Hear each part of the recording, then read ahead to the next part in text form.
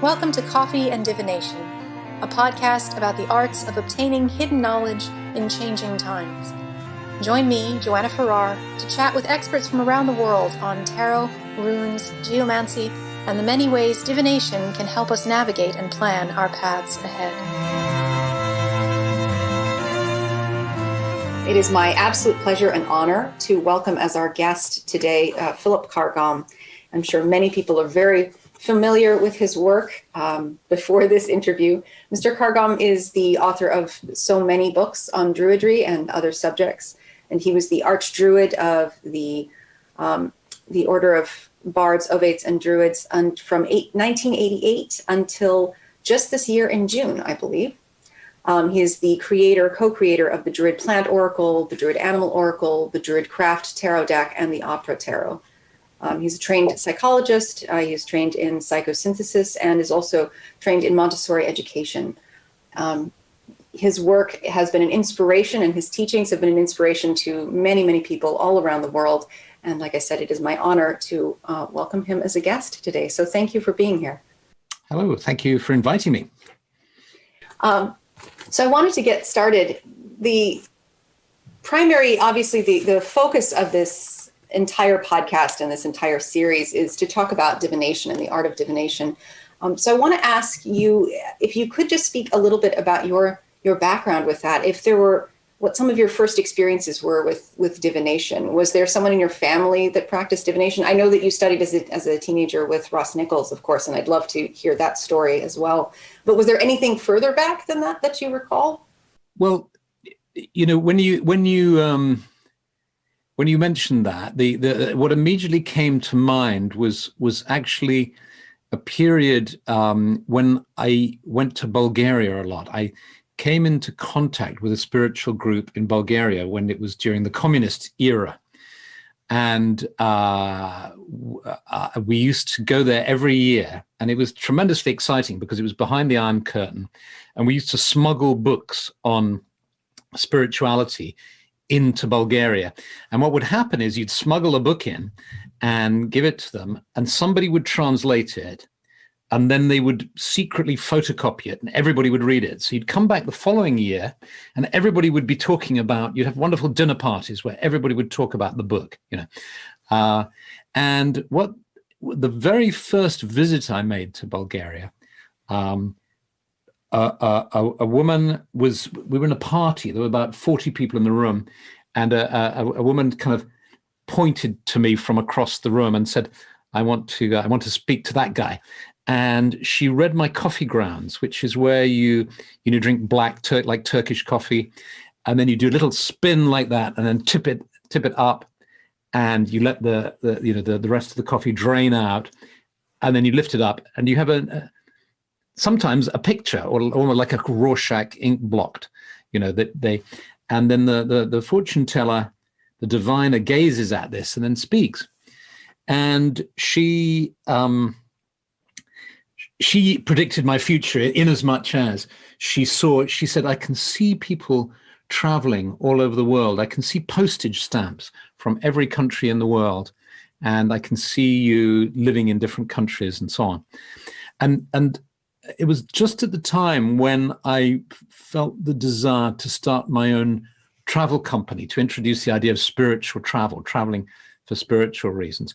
And I was only, I can't remember how old I was. I was something like 21. So I was young and very hesitant and didn't have any money, and, you know, reasons why you shouldn't start a travel company. And so I was cautious, you know, I hadn't taken the plunge. But what her fortune telling did is she gave me the confidence to take the plunge. And so that was, and then a few years later, I'd started the travel company, and it was very successful. And we developed a special relationship with Bulgarian Airlines. And we used to fly for free on Bulgarian Airlines and Balkan Air. And we used to fly, and we were flying to Cairo, to Egypt, for this great trip to see the pyramids and so on. And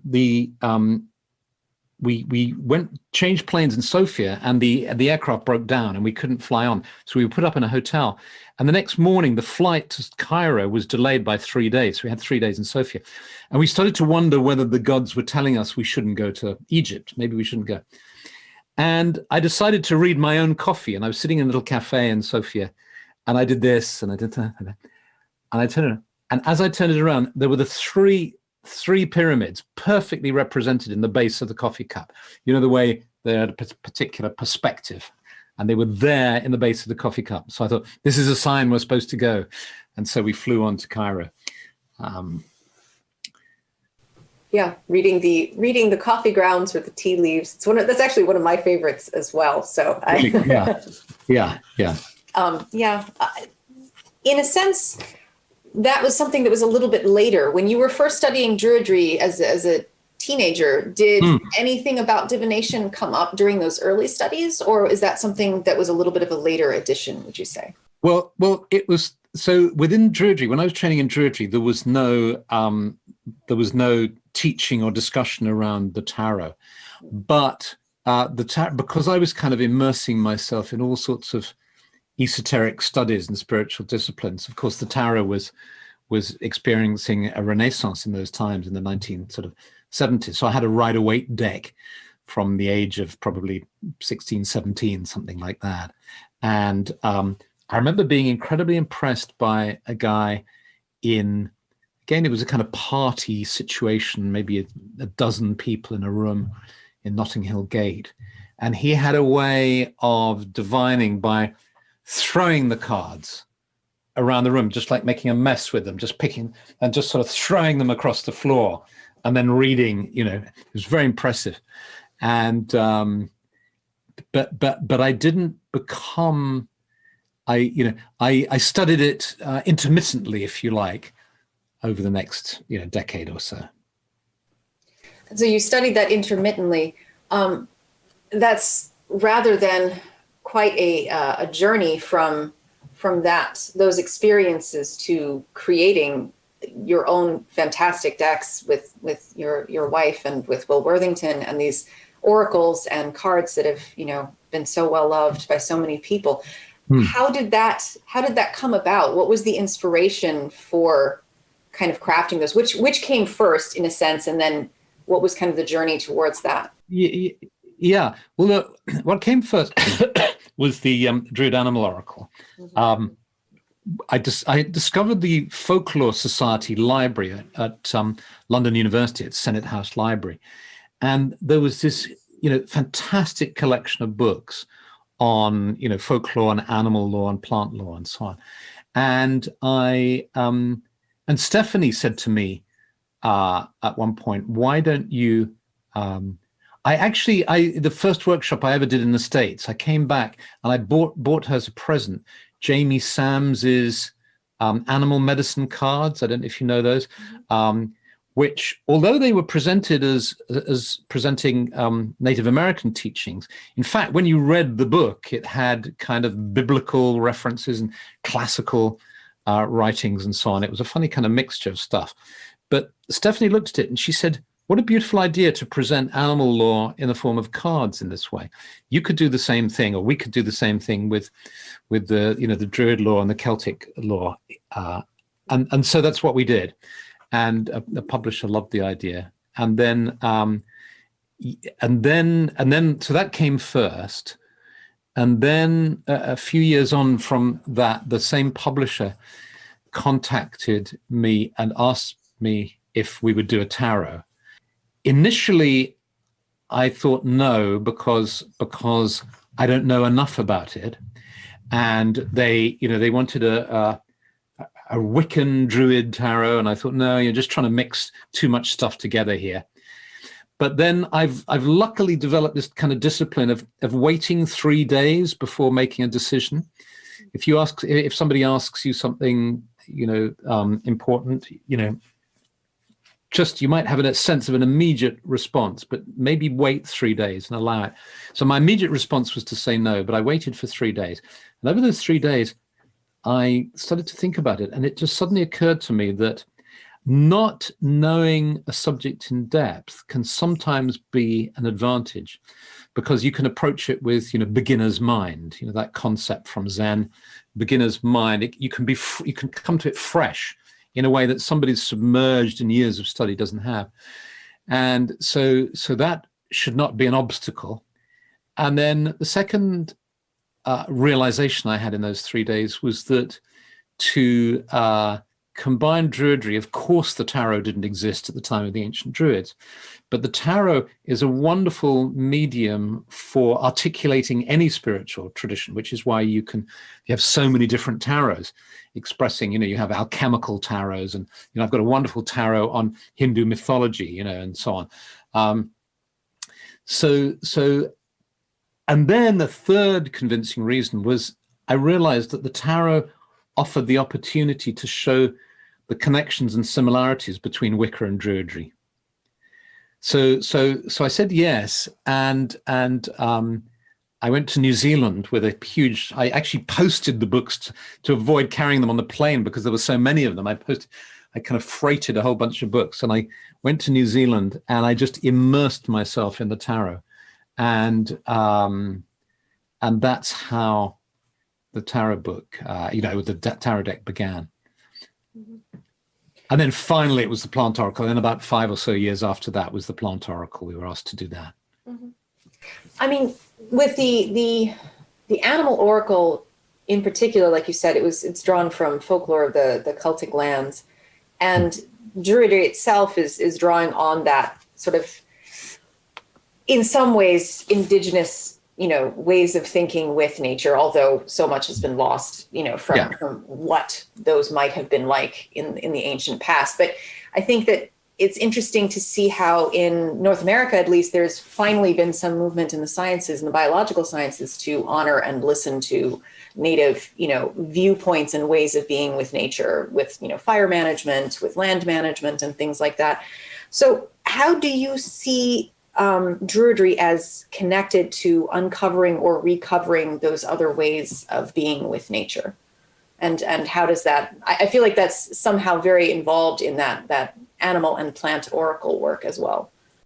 Sure, because if you think about the moment we're in now with the COVID crisis, it's a very powerful and very painful lesson in what disconnecting ourselves from the animal realm involves, because it originally came from the animal realm. And it's because we're degrading wildlife habitats so much that these diseases are coming into us. And so, one of the sort of imperative tasks really is for us to reestablish our relationship with the animal realm. And so I think it's really, I think that's why Druidry is experiencing such a renaissance, really. So many people are becoming interested in Druidry now. It's extraordinary. And with a noticeable increase of interest with the beginning of, the pandemic. Because, for those of us who've been kind of immersed in this world for decades, it's kind of obvious. But for people who are new to it, it's not obvious. They say, oh my God, this stuff exists. There's all this understanding about the animals and the plants and the way we're connected, and how to honor the seasons and the earth and so on. Mm-hmm. Yeah. And it's interesting to me that there are in those cards, like for example in the animal oracle cards, there are animals that are no longer found in the wild landscapes of the UK anymore, like wolves. Although, have they reintroduced wolves yet, or are they working on that? I think they're working on it. They've certainly reintroduced them into Europe. Mm-hmm. Yeah. Italy and even Belgium. But not, as far as I know, into the UK. And so, even though they are no longer found in the physical realm of some countries, even here in the US, we have wild wolves, say, and we have, we've rebuilt and allowed beaver populations and other things like that to come back, but it's not everywhere. Certainly not. Why do you think, even though it is per se maybe lacking a little bit in our physical surroundings, certainly if you're in a major city like New York or London, you're not encountering some of these creatures on a daily basis.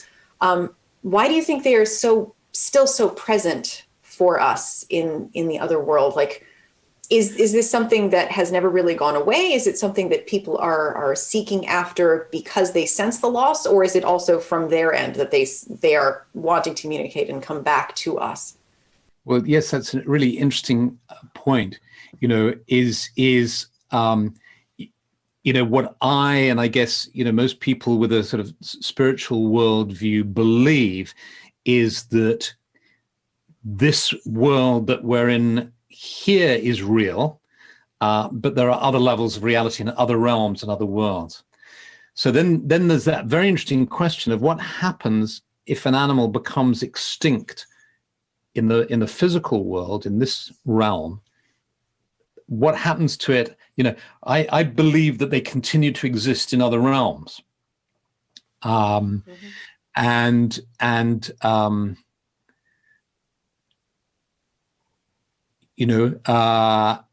still continue to influence us in some way, and that we can make that contact. Yeah. So with that being said, when we are working with, let's say, the plant or the animal oracle, how do you view those animals? I mean, you come from a psychology background as well as obviously Archdruid.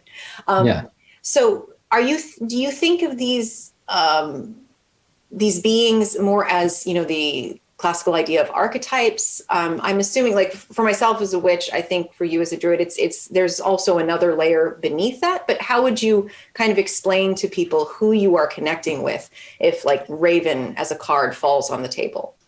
Yes, that's really interesting. Well, I think if the way I conceive of it is this: that I have my personal unconscious. And you can visualize that as sort of extending out from your there's your everyday consciousness, if you like, then your personal unconscious.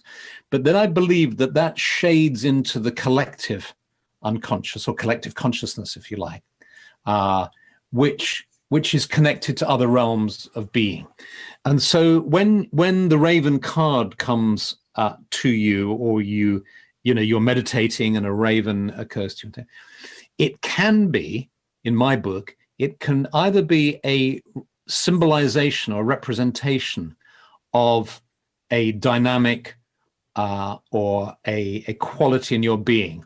So, for instance, if an enormous gorilla appeared in a meditation or in my dream, I might interpret that as an aspect of my libido or something like that. But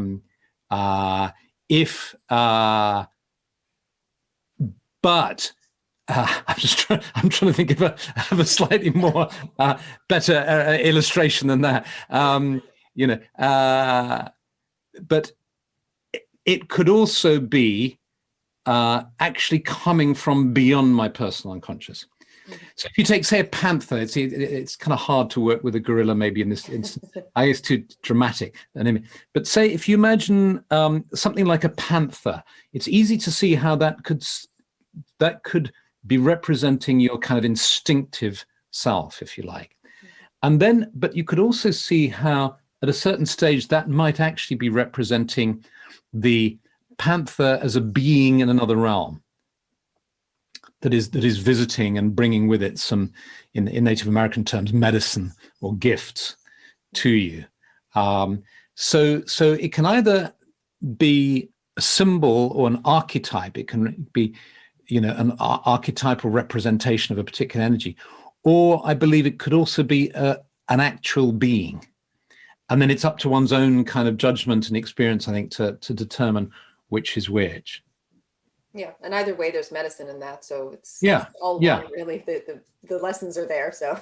Yeah, exactly. There's a guy called, I don't know if you've come across Stephen Gallegos, who does totem animal work. It's very interesting. He was sort of working with, you sort of tune into the chakras, and you get an image of an animal from each chakra, for instance, and then you form a council of animals around and talk to them and so on. Really, really interesting work.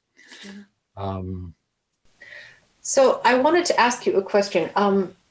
about a different form of divination. So the form of divination that might pop into people's heads when they think Druid right away would be something like Ogham.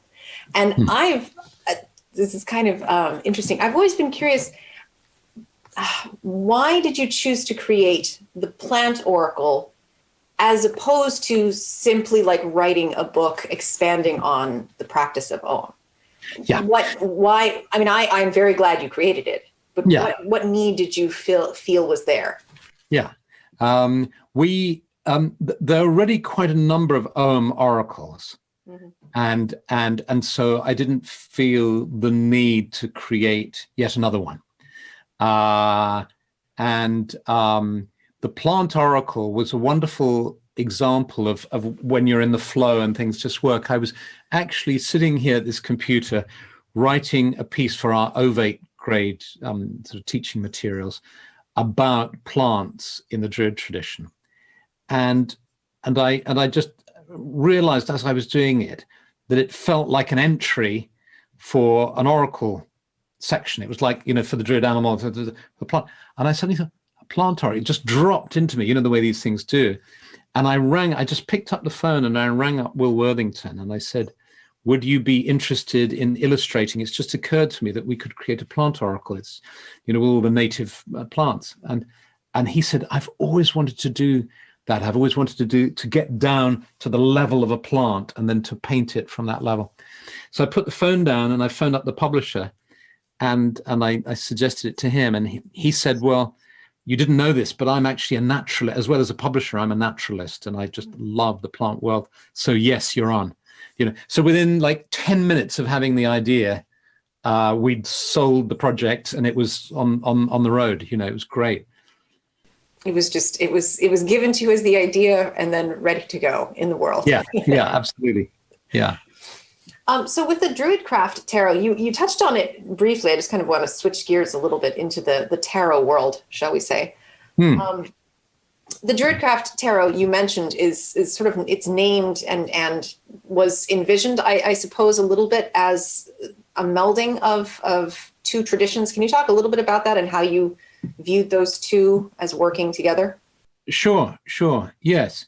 It came about really through understanding that the themes, I mean, comparing Wicca and Druidry is really interesting because they're sufficiently unique and different and yet similar to make really good comparisons. I think if you get two things that are very similar, I realized it, funny enough, with a friend of mine who's a psychologist who's around the same age as me, and we've started meeting up and having a coffee once a month in town. Well, not anymore, of course, but a coffee.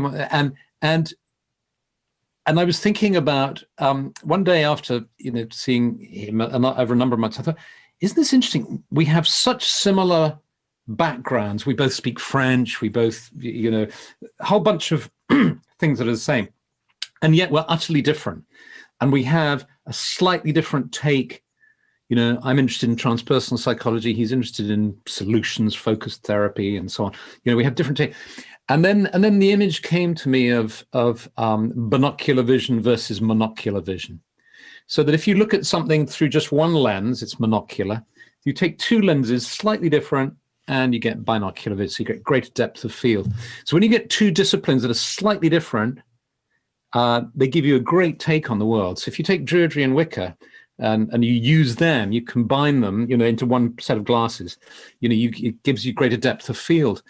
And so the various themes, if you think about it, like the themes of the elements, the themes of polarity, and in the tarot, there's this strong theme, or you can detect a strong theme of polarity through the tarot. You can, the elements are very present there, and they're very present in Wicca, and they're very present in Druidry. And then kind of into that, I added, the idea of seeing it, because you're working with time in the tarot, that falls naturally into looking at the wheel of the year, which both Wicca and Druidry work with as well. So you've got the wheel of the year. So you've got all these themes. It wasn't there was no forcing required. I mean, I've never read the Zen tarot, so I have no idea how easily Zen fits into the tarot, but I can imagine that sometimes you have to kind of really make a big effort to try and fit a particular spiritual discipline into the tarot. Alchemy fits really well, I think. The Kabbalah obviously fits really well, and Druidry and Wicca fits really well too. Mm-hmm. Yeah, it's a beautiful combination, and I'm very glad it comes through beautifully in the cards. Yeah. One of the things that I also particularly love, and I know you've spoken about before about the Druidcraft Tarot, is, and it comes across very strongly, is that the court cards and the pip cards are very, very much a focus.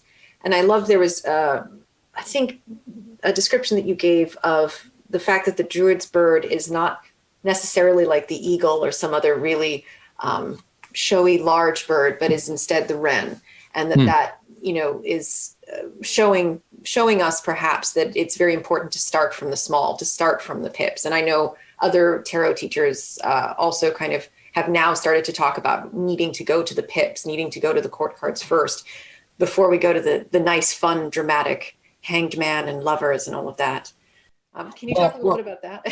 Yeah, sure. Because I think in a way that was one of the things I'm really the most sort of proud of was basically the publisher because they published a lot of tarots, they gave me a whole load of tarots with their books. And I also was working with a tarot school in Holland, where the couple who ran it had this massive collection of tarots, and I was spending days with them, in this kind of treasure trove of all these tarots and the rest of it.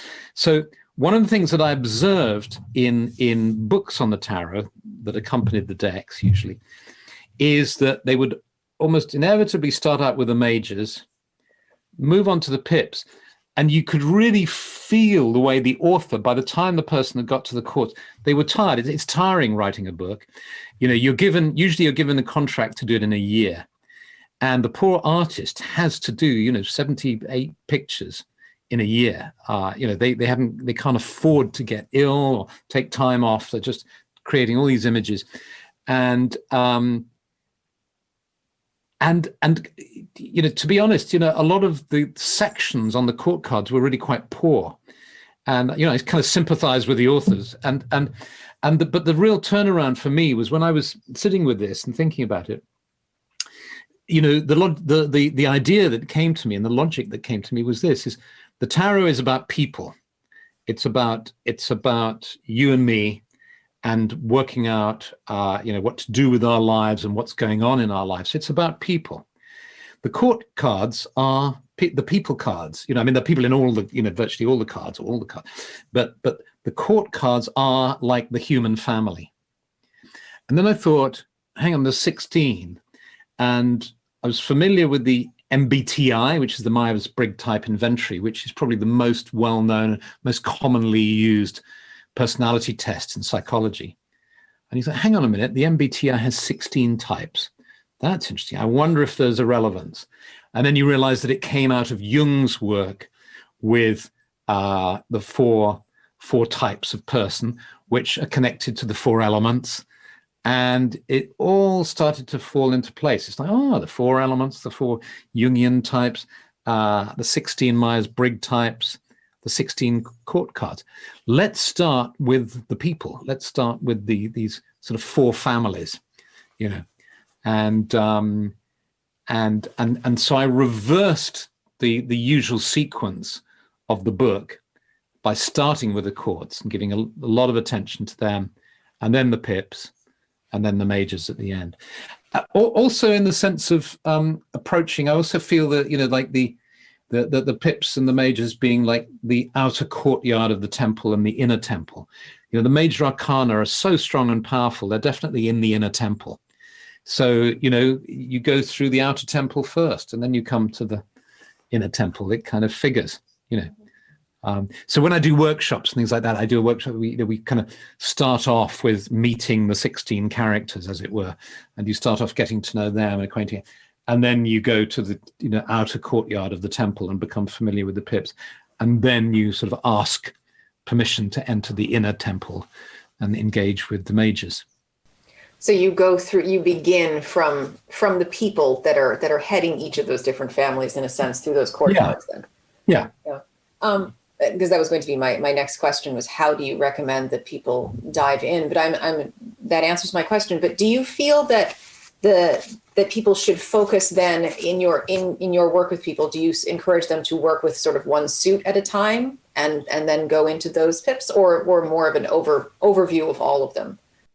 Well, actually, what we've come up with together with Steve Handsome, who's a guy who's been teaching tarot for decades and has developed 2 tarot decks of his own, is a particular way of working. So we've started a course called Transformation Through Tarot, which is available online, and what it does is it has a kind of inside out approach. Inside out learning is where you, instead of trying to learn the meanings, the biggest kind of challenge, I think, for people approaching the tarot is like, oh my God, there's 78 sets of meanings. And then if I'm going to deal with reversals, I've got 156, whatever it is.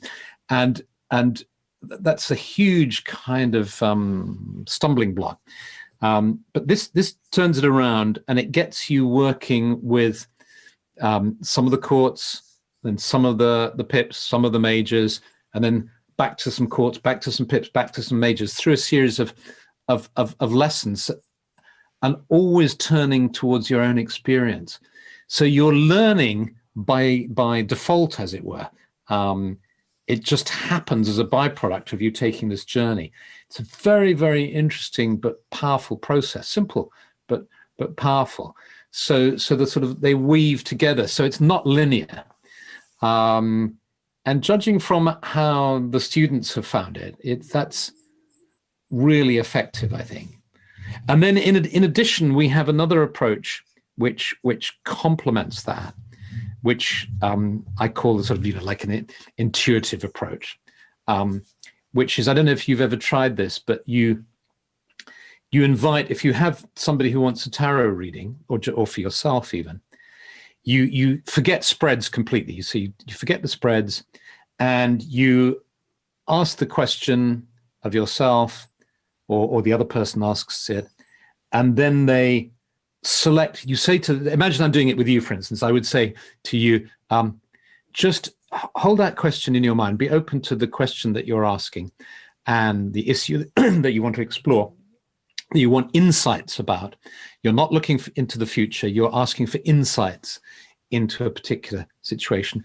And then just pick some cards.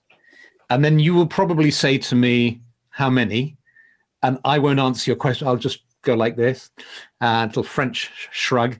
And you will then put some cards out. And then I invite you to turn them over.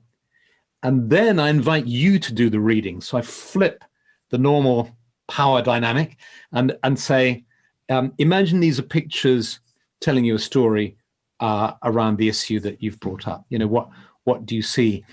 And the extraordinary thing is, like, I would say about 80% of people who you do that with just start talking and start giving their own reading.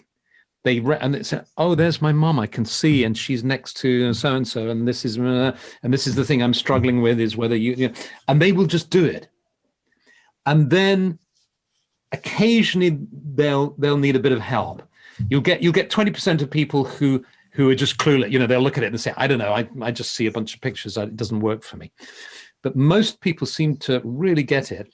And then I see one's role as a reader then to encourage them, to help kind of coax that story out, and then to make suggestions, based on your knowledge of traditional tarot lore, or maybe some intuitive sense that you have.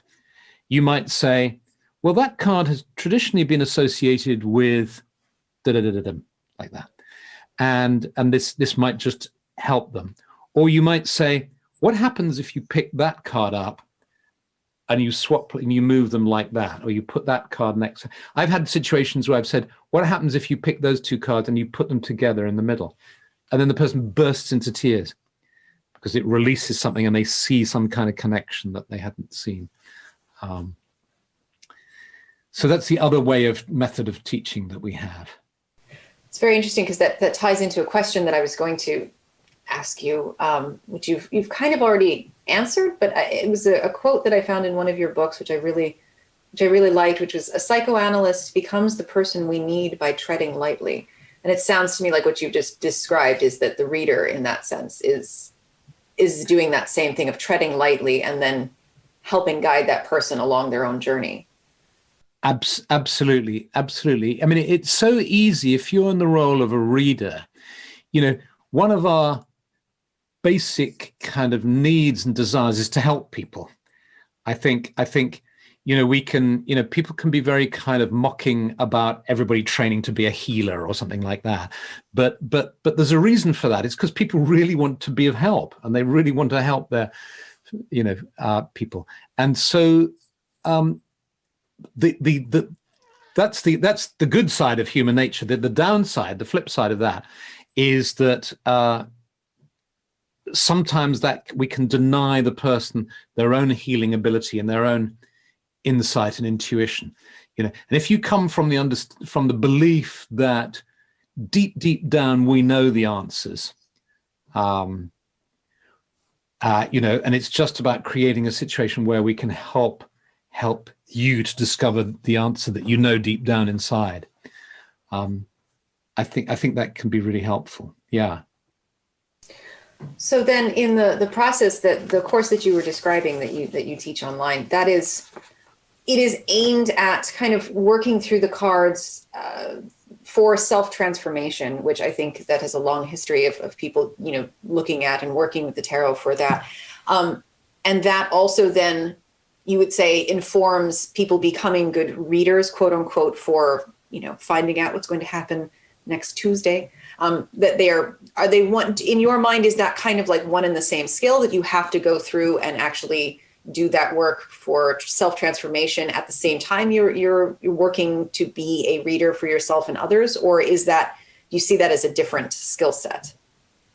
No, I think they're really related, because if you think about it, if you've experienced yourself the power and the range of meanings that picking a particular card can have for you, and even how, when it's in relation with other kind of cards, what it means that having done that work yourself and experienced it yourself, when a client or somebody else who you're reading for has that card, that intimately. It's not that you just know from the book that that's what the card means or could mean. It's a whole different, again, it's very similar in that sense to psychotherapy, in the sense that in order to be a good therapist, you have to have had psychotherapy yourself so that you know what it feels like, and you've sort of been through the various transformations and so on that can occur. That it's a similar story, really. Yeah, you can't teach what you haven't experienced or what you don't already know in a felt sense, really. Yeah. And as part of that, when you are diving into your own questions for yourself or helping someone who's come to you for a reading, I think one of those important parts of that is being able to ask a good question, or being able to find the question you really need to ask. Do you have any thoughts on what makes a good question, or how to think with questions? I mean, I think generally, you've got this distinction between sort of open questions and closed questions.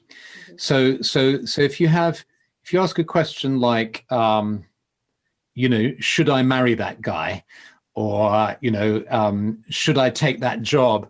It's really, you're looking for a yes or no answer.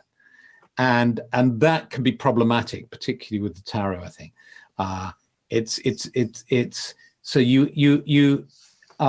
What's much more productive, I think, is to say something like, please can I have some insights into this relationship, and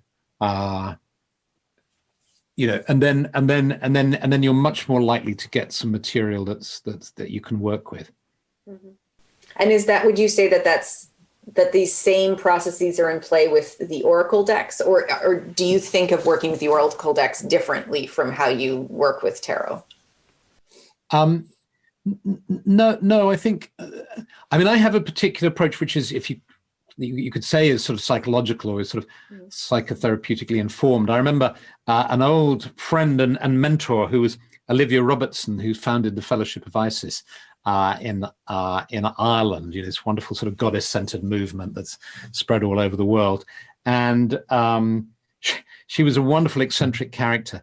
And she once gave a tarot reading for a lady in the village, and afterwards the lady left the castle where she was living, and she said to Stephanie and I, she said, "Oh, I don't believe in all this nonsense of using the tarot like some sort of counseling tool. I believe in telling people what's going to happen in the future." You know, and we both sort of smiled, you know. So you know, and other people have different views on this, but I've forgotten what the question was now. But it's a great story. I love it. Yeah, I think Camellia Elias, she has a saying I love: just read the damn cards. And I think that's also kind of getting to that heart of saying, you know, that we go through all of these experiences, and then we also see what's on the cards. That's right. I mean, it was interesting. I got the way I got to this intuitive way of reading it, and of inviting inviting the querent to do the reading first, was we had a 16-year-old girl staying with us from Kenya who was doing her exams, and her parents were abroad in Kenya, and so she was staying with us with our daughter, who was the same age. And they were doing their exams. They had these 9 exams to do. And they're called GCSE. I suppose they're equivalent to sort of SATs or something. I don't know. So it's kind of really important, because then they affect, you know, how you move on in your academic career. And our daughter Sophie said, you know, "Dad, will you read the cards for Dee?" Her name was Dee. And I was really reluctant. I said, "Look, you know, she's young and her parents may not like that or want me to do it." And anyway, they both pestered me to do it. So in the end, I did it, and I was just praying she didn't get the 9 of Swords, the 10 of Swords, death. And what happened is she got death and the 9 of Swords. And my intuition was, it just came to me. I said, "Just tell me, you know, what do you see in these cards? What's the story telling you?" And she picked up the 9 of Swords with a big smile, and she said, "That's me. There are the 9 trophies. The 9 in the Druidcraft Tarot. We have 9 swords on the wall, and then the figure crying in bed, you know." And she said, "Those are the 9 trophies, the 9 exams that I'm going to take, and those will be my certificates that I get. But there's me crying in the bed because my parents are applying such pressure. I'm so nervous that it's causing me such a lot of anxiety. But look," and then she picked up the death card. She said, "I know I'm going to get through it. And this step is like dying to my childhood. I'm going to, you know, move on to the next thing." And I was just blown away by that. I mean, now she got a scholarship to Oxford. She's an international lawyer now, studying her career. I mean, she's just, you know, just fantastic. And I thought about it afterwards. And I think, can you imagine if I'd taken out the little, you know those little tiny little books that you get in a deck of cards? Yeah, little, and just read out, you know, 9 of Swords, you know, just no way, you know. And so, you know, you really trust that the querent is going to get the cards that they need to get, and that if you allow them to get the meaning first, you know. So say, for instance, say that would be a good example of, say she got the 9 of Swords, say, but then the death one, she was worried by. She said, "Oh, I don't know why I've got that. That's a bit worrying, isn't it?" Then if I'd been on the ball, I might have been able to say, "Hey, well, look, you know, this kind of marks the end of your child. This is a death to one stage and a rebirth into another, you know, new life is beginning," you know. Yeah. Because really the cards are speaking to the person that is asking the question, not necessarily you. So it's also giving the querent the ability to get that message from the cards themselves without without you getting in the way, unless it's needed, unless that help is kind of asked for, or you can see that there's a. Absolutely. Yeah. I want to just take 1 second, because I realized I didn't tell everyone who is here live that they can put questions for you in the Q&A button, if you click the Q&A button. So if you have questions, I should have said that far earlier, but I just saying it now. If anyone has any questions, you can use that Q&A button. With all this discussion of, being able to get the meanings that we need to get those messages through, and allowing people to get those messages through the cards that you pull for them or they pull from the deck. After that is the fact. After the fact of that, how do we view our actions in response to that? I mean, the art of being sort of a witch or a Wiccan or a magician or a druid does sometimes involve doing magic or realigning ourselves in line with what we've found. How do you view that? Are there times when you will get something and say, all right, well, I need to do some work around this, whether that is more internal work or external work? How do you view that realigning or reimagining based on your readings sometimes? That's an interesting question. Because let me just to give a little bit more context, like in like the ancient Greek world, to ask to know too specifically the future would be considered hubris, because it's not for us to necessarily know, quote unquote, exactly what's going to happen. It's for us to maybe get some insight about what we should do, what might be coming, but we can't be given too much specificity, because that's not our place as mortals. We're here to experience that unfolding. So to align ourselves is more what divination is for. So yeah. No, absolutely. That's absolutely how I feel.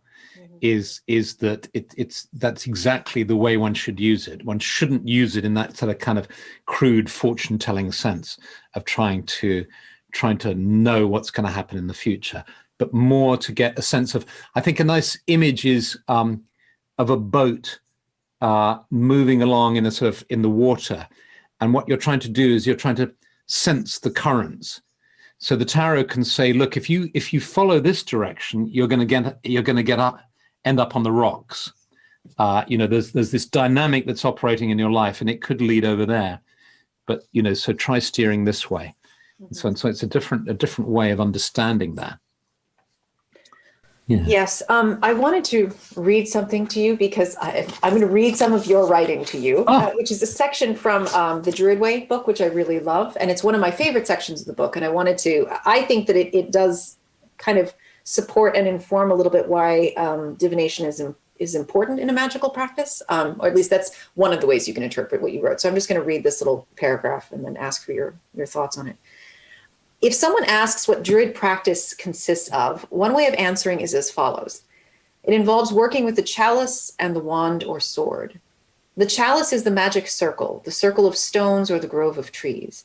The sword or wand is the old straight track, the path, the journey. Our lives consist of rest and motion alternately, of being and doing as alternate states. In the sacred grove, we find rest, we are calm, we are seated. We work our magic, we open ourselves to the breath of awe and of inspiration. We find support in letting go of our obsession to do and to have. With the wand, the lance, the spear, the dagger, the sword, we move into the realm of doing. We act in the world. We go forth, we journey.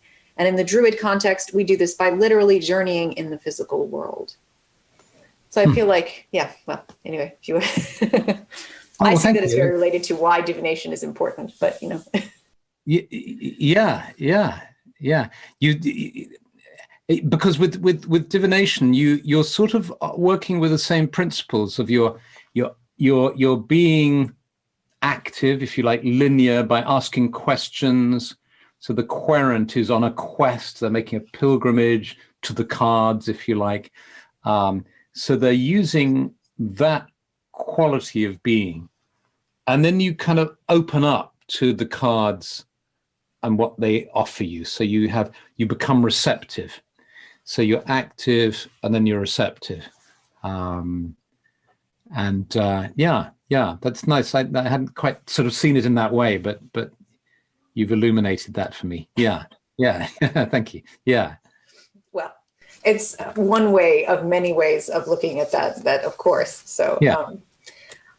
in another sense, I wanted to talk about how you see your work as a sort of co-creator of the OBOD training program itself, which is a system that has a very clear progression, but it also has room. It's self-directed, and you were a Montessori teacher. You were trained in that methodology. So I think we've been talking a lot in this entire interview about the interplay between sort of inspired learning and inspired, just getting an insight from the universe. But there's also technique and learning and time that goes into that. How do you view that interplay as it relates also to training in Druidry or some other magical system? Well, I think I'm not sure if this will be the answer to your question, but what comes to me is that particularly in the field of spiritual studies and esoteric studies and Druidry and Wicca and so on, there's actually such a lot of information to convey at one level. And I think the art is really to find a way of conveying it that triggers that knowing inside.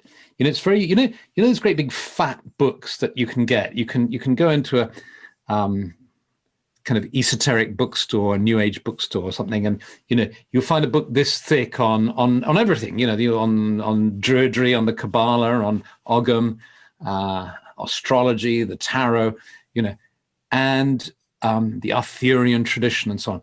And you open this book, and it's got everything there. I mean, you'll get a book on the Ogham, and it's got all the meanings of the trees and all the theories, and there's a part of me that kind of sighs when I see them, and I don't think it's, and I think it's because really good learning comes from the idea of educating is leading out from so the idea is that you. I'm going to give me a very specific example. If you want to teach a class and you want people to discover sort of 5 principles or something like that operate in a specific sphere, I mean, one way to do it is just to stand up and say, hey, there are 5 principles that you need to know. Bang, bang, bang, bang, bang. And then you dish out a kind of handout and everybody says, okay, and thank you. And then you hope that they remember it and absorb it. The other way is, you put up a whiteboard and you say, when we come to think about whatever it is, what sort of forces are operating, and then somebody will say, so I don't know, say it's the weather or something. People say, well, there's rain. Okay, so you write rain and then wind and then, and then you put it all together. And then the whole class feels like they've discovered it. And you as the teacher, you've got to exactly where you wanted them to get to, but they feel like they've done it themselves and you've got them working and so on. And so that was the kind of guiding principle in constructing the course. And although there's a lot of information conveyed and there's a lot of material that we send to people, it's all coming from that place of trying to kind of trigger it from inside, which is why people sort of frequently say things like, I kind of always knew this, I just needed to hear you saying it so that I could remember that I knew this already. Mm-hmm. Yeah. Yeah. That's, what is it? The great leader is finished, the people say we did it ourselves or something like that. It's this same idea. Yeah. Yeah. That comes across beautifully. So you do a series of videos, the Tea with a Druid, I think it's called, a YouTube series. And I really enjoy that. And I will link to it so people can find that YouTube video in the show notes. Okay. And in one of the recent ones, you talked about the interplay of timelessness and time-bound things. And I thought that short little discussion was really very interesting. And the idea of sitting with both and being able to exist with both, I think is really important and is something that we witches and druids spend a lot of time thinking with. But I think it also kind of interplays with divination, because we're always, kind of looking at the past, the present, the future, and what might be in that. Could you speak a little bit about, time in that sense?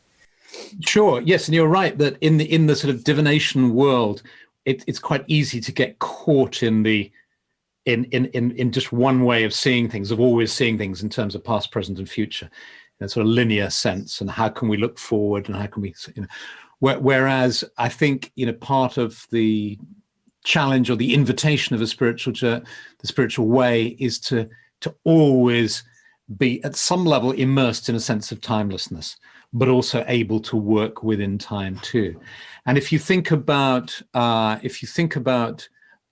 period that we're going through now with COVID and the pandemic, people's concern for time is very predominant. It's like, when is this going to end? When is the vaccine going to become available? How long is this going to last? Am I going to get it? If so, when? And so we're terribly conscious of the progression of time.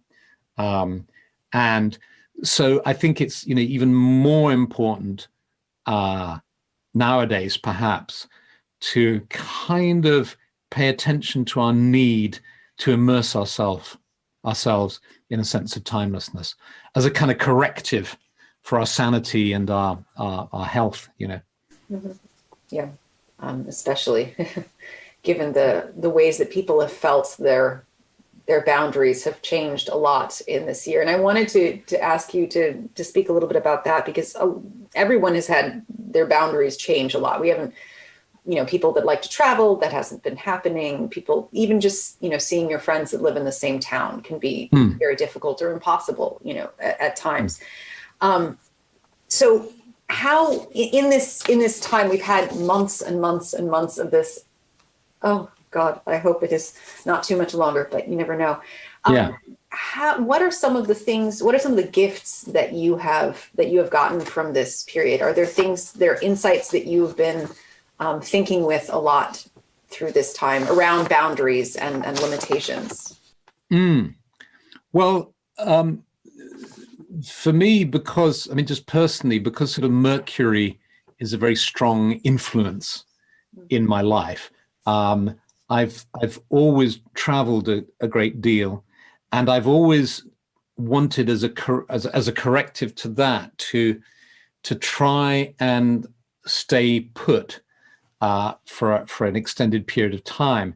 And I studied Jainism, the ancient Indian religion of Jainism, a lot, and they have as a spiritual practice a kind of vow where you choose a particular duration of time and a particular location, and you say, I vow to stay in my room for a month, or I vow to stay only in my hometown for 3 years, or I vow to, and I remember when I read about that, I thought, gosh, that would be a challenge for me, but probably a really good thing. And so when the lockdown happened in the UK, which was, I think, towards the end of March, I decided to completely accept it as a kind of an invitation to a retreat, a spiritual retreat, a home retreat. And in fact, I started something called the Garden of Flowing in Perpetual Happiness, where the concept is essentially, hey, folks, now that we have to stay at home, let's use it in the most positive way by treating it as a kind of retreat. All the distractions of maybe I'll fly to Paris next week and all the rest of it, you just have to let go of that. And so I worked I've offered a series of 12 yoga nidras, which are really deep meditations, which really have that same feeling of kind of bringing you home to yourself and your body and your psyche. And that's a program that that's been going since March now. And in fact, it occurred to me there's some interesting astrology going on with the coming solstice. And it seems that we're coming to the end of a 20-year cycle, and that began in 2000. And so I thought, wouldn't it be interesting to do a meditation every day for 12 days prior to the winter solstice? So starting on the 9th of December, and then doing one of these really deep meditations every day up until the 21st of December. So I've kind of suggested that people, and it's free. It's a free program of these 12 meditations that I've suggested. And so I've actually been very appreciative of this period, because it's, I'm not sure I've ever stayed at home for so long, and in a way, it's been a huge relief. I mean, I've always felt bad about flying so much from the environmental perspective. And, I've kind of both enjoyed flying, but also disliked it. I mean, those long haul flights. I've been to New Zealand a lot and the States a lot. And, they're long flights, and they're tiring. And so I've actually enjoyed not flying anywhere. Yeah, the experience. I see there's some. Oh yeah, there are some questions. I wanted to.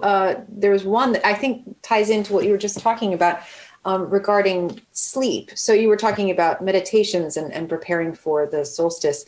Are there ways that you use your sleeping life to unlock meanings or guidance? Yes. How interesting. Sleep became a really interesting subject for me. I don't know, about 6 years ago when. My wife Stephanie had talked about having trouble with sleep at around a certain time. And it was completely unfamiliar to me as a problem because I just have always slept really well.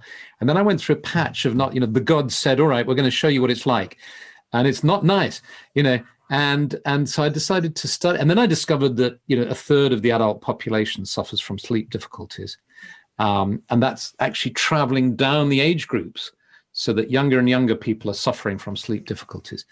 And so this really intrigued me. So I studied it and developed a program called the Sleep Clinic, which is, again, it's online because you can work with this material very well online, actually, about reconceiving what the night gives you, the gift of the night, I call it, and how you can really make sleep your friend rather than your sort of enemy, if you like.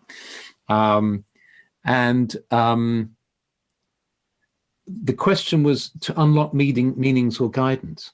Well, yes, exactly. It's really interesting to observe if you work with the tarot, for instance, and then you watch for any times where there's crossover into your dream life. That can be really powerful, and so particularly with this transformation through tarot course that we do. When I was working with it, I had one of the most extraordinary dreams I've ever had in my life, and I woke up in the middle of the night feeling absolutely incredible. And it was actually only the next day when I was thinking about that I realized the tarot connection, because I didn't sort of see it at the time. And so I think sleep, it's this period of the night, and dreams and sleep is a great mystery. And what Yoga Nidra does, and the sort of version of it I do, which sometimes I call Druid Nidra, because it's kind of got lots of Druid symbolism around it. And the Yoga Nidra teachers who taught me said they actually suggested I use the term. In this sort of kind of Druid Nidra work, you get, I don't know if you're familiar with it, but you get very close to sleep. And you sometimes go to sleep in one of these because you're lying down for a start. You're doing this pilgrimage around the body where you're becoming aware of your whole body, and you're going really, really deep. It's very easy to fall asleep. But the more you do it, the more you find you can kind of coast along in this liminal world between sleeping and waking, and have all sorts of, really beautiful experiences. That edge between sleep and waking is one of my favorite. It's fabulous, isn't it? Yeah. It is. Yeah. Well, if you can hold it for a little bit, but yeah, and then sometimes you'll lose it, and you'll just go right down. Yeah. And then you are fully asleep. Yes. Yeah. So Nancy has a question of, you mentioned reading tea leaves and coffee grounds as well as tarot as divination tools you've used. Are there any other divination forms that have caught your fancy? Let's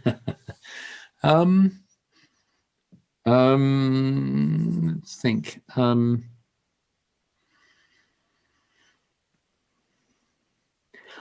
I found that I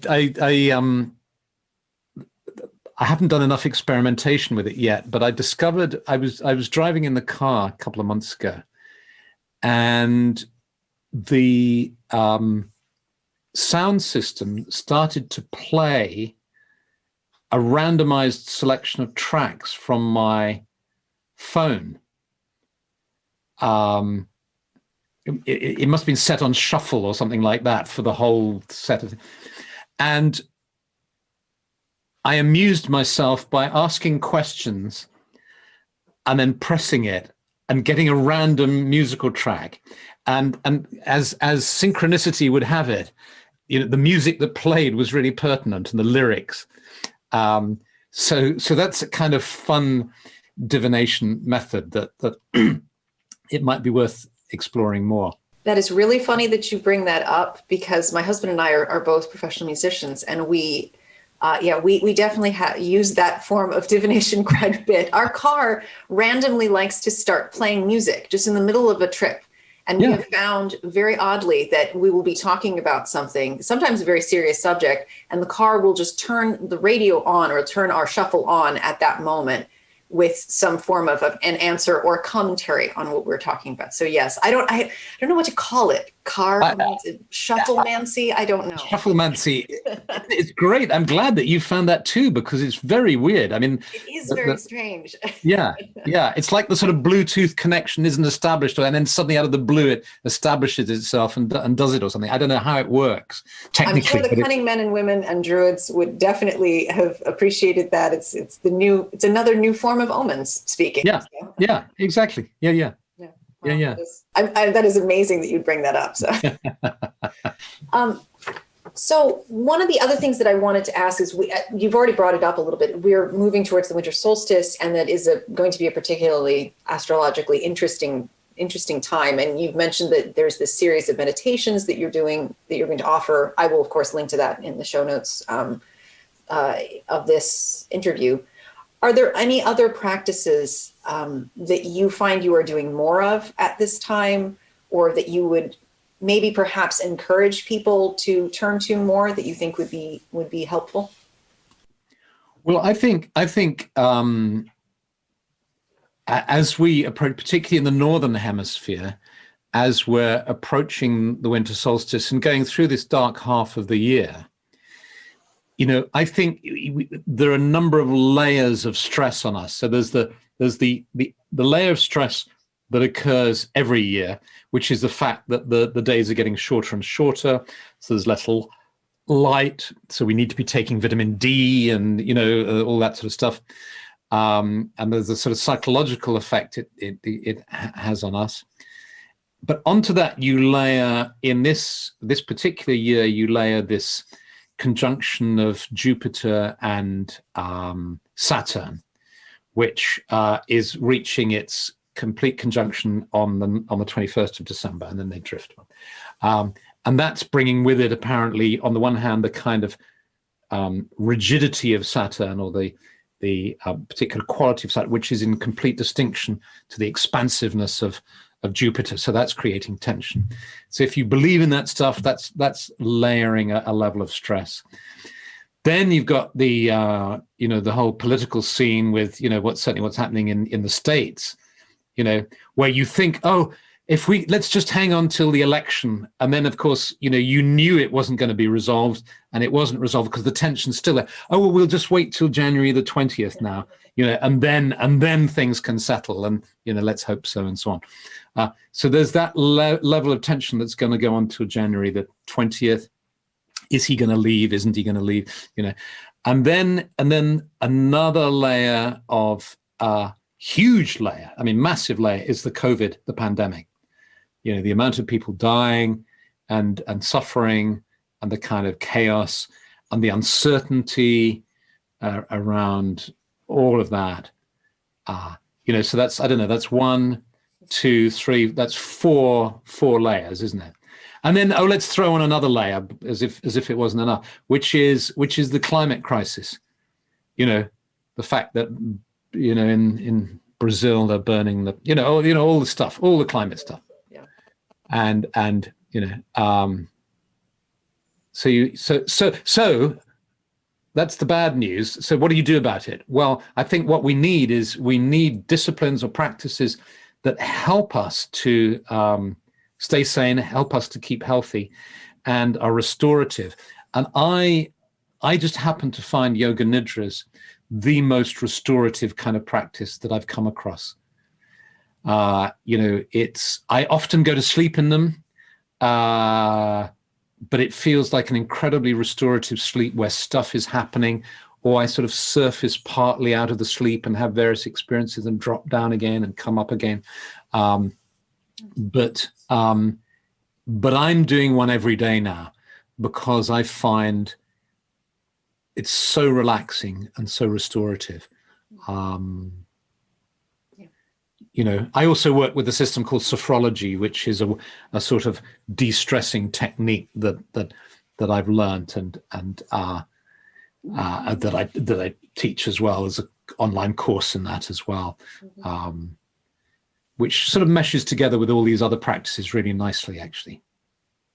Yeah, and I will link to obviously all these things that you've talked about in the show notes, so people can find out about all of this. Are there any other projects that you are working on that you want to tell people about, or things that are coming up? I mean, as we've said, everything is kind of we're on hold a little bit, everyone, but yeah. No. I think the main project that I'd love people to know about is this 12 days up to the winter solstice, so coming up from the 9th of December. I think that, just because I think it's so helpful, but it also is ongoing, so these 12 meditations are just kind of there online, and you can use them at any time. So if somebody's listening to this after the winter solstice, it's fine. You can access them at any time. And then there are these, the area of work that I'm particularly involved in at the moment is with these courses, the Transformation Through Tarot course and the sophrology courses that I'm working with. So that's the kind of focus of the work I'm doing at the moment. Great. And if people want to find you, your website is the place to go to find out about your projects and all of that. Yeah. And they go along to courses on the menu, and on the courses, they'll see all these different courses. Great. Is there anything else you'd like to leave people with? Any thoughts before we close out? No. I think that's it. I think that it's been great talking with you, Joanna, and it has been really, really wonderful to speak with you, and I really appreciate the time that you've taken here. No, that's great, and I can imagine you sitting in the snow in Vermont. It's such a lovely part of the world. Luckily, not directly in the snow, but we do have a lovely wood stove fire going, so everything is cozy and warm here. So great, good. Thank you very much, and thank you to everyone for joining who came in live. All right, so have a good day. Thank you. Okay, thanks. Bye.